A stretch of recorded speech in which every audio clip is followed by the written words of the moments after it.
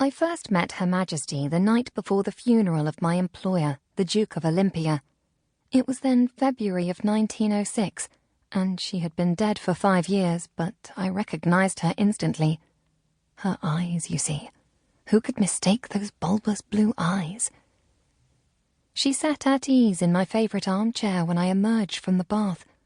She wore no crown or tiara, nor any distinguishing mark of her rank.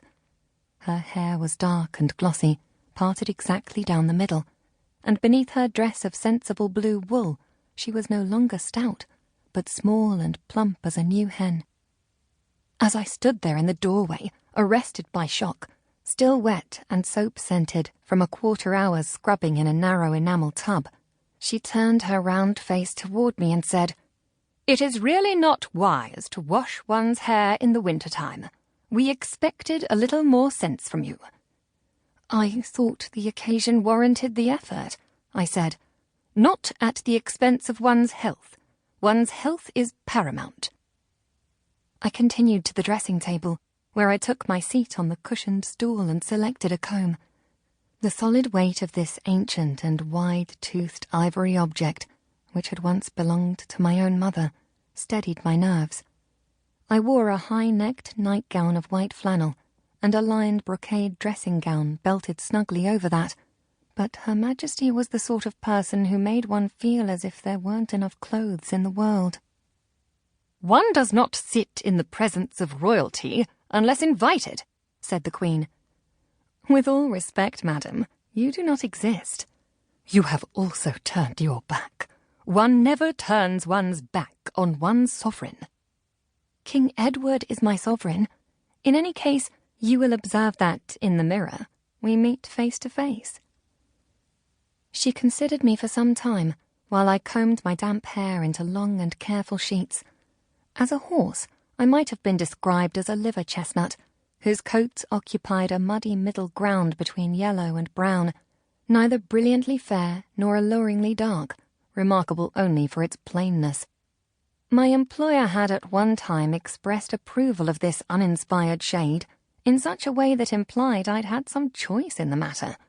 A valuable thing to go about unnoticed, he told me gravely, an advantage not to be wasted. "You have your mother's hair," said the Queen. "Not quite. Hers was more fair." "And how would you know this? You hardly knew the girl." "I have her portrait." "The artist flattered her. Aren't you going to offer us a drink?" "What use would that be?" "It would demonstrate a certain courtesy, for one thing, a quality in which you appear to be badly lacking. One supposes it is your mother's influence. Your father was always a dutiful man." Her fingers were full of rings, and she twisted them about on her lap, one by one, like an engineer twisting knobs on a machine, hoping one of them would do the trick. A look of triumph appeared on her face. "If I don't exist, then why should I appear in your mirror?" "I expect it is all part of the illusion." I set down the comb and swiveled the stool about to face her.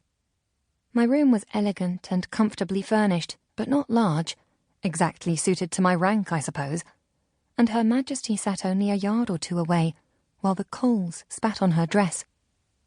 "Have you got something important to tell me? I really must go to bed." Scandalized. "But your hair is still wet. You'll catch a chill." "You are occupying the chair next to the fire, madam, where it is my usual custom to dry my hair." She harumphed, but didn't move. "Is this about the ceremony tomorrow?" I asked. "Have you any special instructions? I understand the two of you were close at one time." "He was one of my most trusted advisers. I often hoped he would agree to lead the government, but he always refused." "He hated politics," I said. "The parliamentary kind, at least.